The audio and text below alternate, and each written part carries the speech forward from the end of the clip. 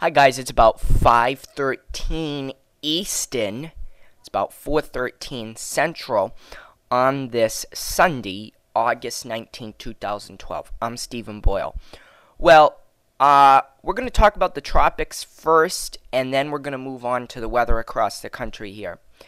So, we have two systems in the Atlantic that I'm going to be watching here. We have Hurricane Gordon, and this is not going to affect the United States. Now, if you are by any chance listening in Europe, it's possible that Portugal or Spain, or even I've seen some models saying that this thing could hit Central Europe, but at this particular time, it looks like it will really be considerably weakening as time moves on. I mean, since the last update, it has weakened 15 miles an hour. It was 100 miles an hour the last update. Now it's 85. So it's really starting to lose its strength here as it moves closer to Europe. So we're not going to worry about Gordon too much, because even if you do live in Europe, if the worst case scenario is you have what we call a post-tropical system, and it could contain winds of maybe at the most 30 miles an hour with wind gusts of 40. So, you may get some heavy rain and maybe some winds, but I don't think that this will be a major concern. Probably my most major concern would probably be more along the lines of flooding than anything. I'm not concerned about wave or surge. I'm not concerned about wind damage. I'm not concerned about anything. I mean, maybe some branches or whatever, but it wouldn't be a serious situation. The worst case scenario for Gordon. So at this particular time, I'm not going to focus much on Gordon because it doesn't seem like a big threat at this particular point. Based upon the models, most of them have it really weakening considerably in the next several days. So I don't think it's something that we really have to worry about. Now, we have this other little area down in here. This is Invest 94. And yeah, this could be a problem. But I am trying to be a little bit more vigilant this time, or be a little bit more careful, because if you remember the last time, Tropical Depression number 7, that was just absolutely a failure. So what we're going to do here is I'm going to show you the model tracks. I'm also going to show you the GFS ensemble tracks. And what I'm going to do is, based upon those two, I'm going to tell you basically what I think will happen, but I can also tell you what definitely a big a possibility also. So this is the current tracks, and at this particular time, it looks like most of the models have this thing moving north and west sometime within the next 5 days, 5 to 6 days. This thing will be moving west for quite some time, but then as it moves, it looks like it'll be moving north and west around between hour 120 and hour 168. One of the models does have this thing continuing to move west. If it does continue to move west, then it would affect the Gulf Coast, this particular system. Alright? However, if you notice, there's more models than not that have this thing turning up in this particular direction. Alright, and there is one reason why I'm agreeing more with those particular models rather than the ones that are just moving it to the west. So these are the model tracks, and then we have the intensities. Now, the best case scenario, this thing stays a tropical storm through the whole entire period. I kind of find that kind of a little bit unlikely at this particular point, but it's definitely a possibility. Overall, I think this thing will become a hurricane.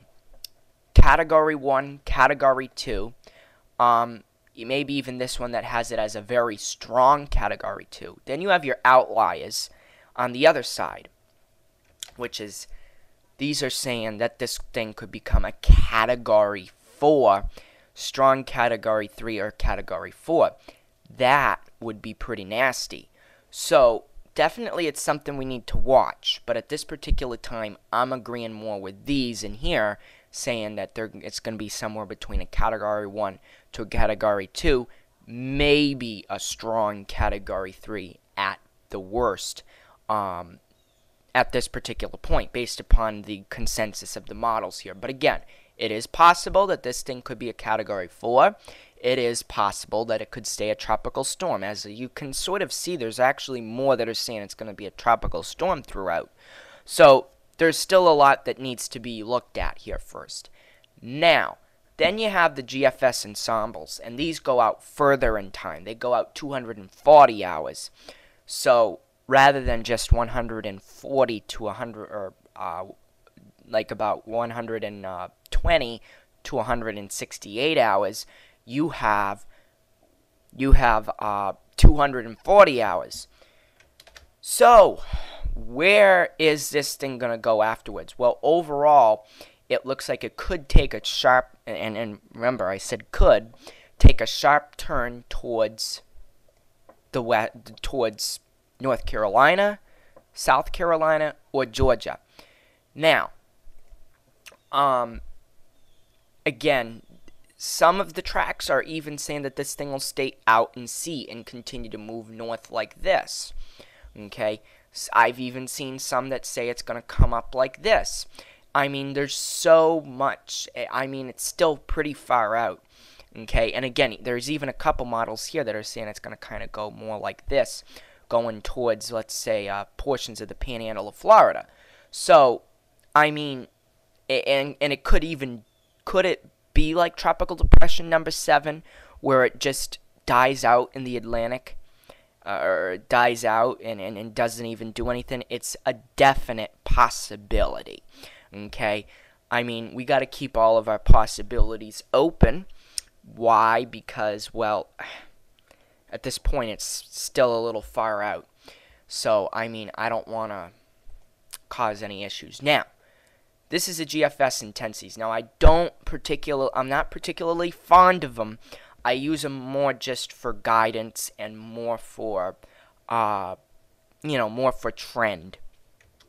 And if you notice, overall, the trend is strengthening fairly well. I mean, there is a couple of them that's saying it's going to weaken, which is a possibility. I mean, we like I said, we can't rule it out. It's a definite possibility. Something that we got to keep in mind. But there's more models than not that have this thing either as an extremely strong tropical storm for the GFS ensembles, or very a weak Category 1, which I think, again, the GFS ensembles tend to underdo, because actually they even underdid the information for Gordon. They weren't even exact on the exact wind speed. They were saying that the wind speed of Gordon was 60 knots rather than 85 knots, which is what he's currently at. So they didn't use the exact information. So again, I'm not too fond of the GFS ensemble intensities, but it's more of a guide and more of a help to see what's generally going to happen. But I agree a little bit more with this, something along the lines like this. And again, things will change through time. I mean, there's still a bit of time before this thing will probably affect us. So I think what we're going to do is essentially my general thoughts here is that we have a system. It is strengthening as we speak, and I think it could affect the East Coast, but there is a slight possibility that it could affect the Gulf Coast as well, and there is also a possibility that we could possibly see this, weakening through time. But again, most of the models at this particular point are saying that this thing will strengthen into a possible hurricane, and also that it could possibly affect the East Coast, particularly the Southeast. I have seen a couple models that said that it could hit the Northeast, but that's the lower end of the model spectrum, I guess you could say. So, again, that's what's going on, and I hope you all have a great rest of your Sunday, and I will be back with my weather across the country in just a couple minutes. So I hope you all watch that one as well. Take care, everyone.